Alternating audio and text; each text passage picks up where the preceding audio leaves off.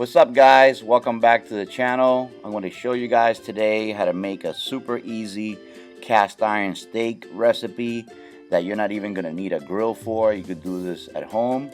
Basically, we're just going to pair it up with some string beans, and I'm using a ham pork chop to flavor the string beans to give it some of that smoky, salty flavor to the water that we're going to be cooking the string beans in. And basically, this is just a pork chop that's been turned into ham. You can use country ham or any other ham that you have available to do this. Even some salted pork belly will also give that smoky, salty flavor to your string beans. Basically, what I'm doing here first is I'm going to use the bones and the fat from the pork chop, and I'm going to cook the string beans in that same water with the bones to give that extra flavor. And I'm going to take the pork chop and dice it into small pieces.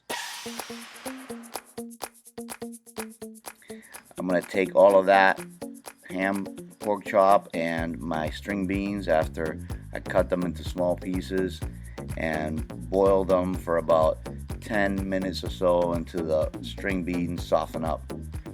Then I'm going to take my steak and dry it off.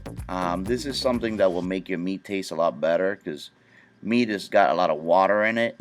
Would almost like dilutes the flavor of your steak. Sometimes you want to leave your steak sit overnight in the refrigerator in a rack to air out, just so it loses some of that fluid and it becomes more condensed, the flavor.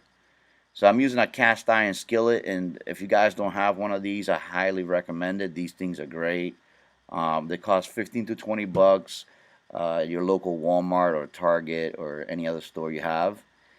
And basically, I'm just using some butter here, and I dropped a couple of pieces of garlic just to flavor it. And I'm taking my two steaks, and I'm just gonna start searing them on each side.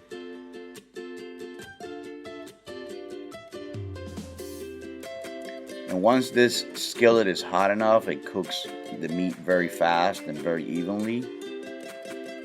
You want to make sure you got a towel handy because you don't want to grab that metal handle at any time once this pan has been on the fire for too long, because it will definitely burn you. So basically, as you guys can see, is getting a nice sear on the outside, and this is going to give a lot of nice flavor to the steak.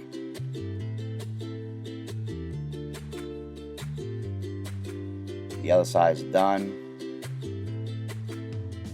and basically I like my steaks almost like a medium, a little bit towards more like a medium rare. And this is the way you guys want to use a thermometer to check your meat temperatures. This will give you the perfect temperature, not from the top to bottom like I've seen some people do. And to get a medium steak, you want between 145 to 150 degrees. Now I'm taking my string beans and ham from the pot that they were in, and I'm going to just deglaze the pan with that flavor of the garlic and the steak fat, and I'm going to finish cooking them off in here. This is going to add even more flavor. So I'm going to just slice my steak to show you guys. You guys could leave the steak whole if you like, depending, on how you want to serve it. I cut mine across the grain. This is already a really tender piece of meat, so no matter what, it's going to be tender, but I like to serve it already cut for myself personally. I'm just going to cut across the grain here and show you guys the color. This is about 150 degrees, which is a medium. And I'm going to salt my string beans to taste with some Himalayan sea salt, stir it around a little bit.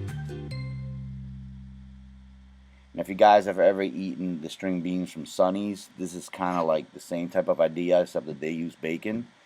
Then you just serve it like this. You can put some sauce if you like, but for me, this is a perfect flavor. I hope you guys enjoyed this recipe, and I'll see you guys on the next one.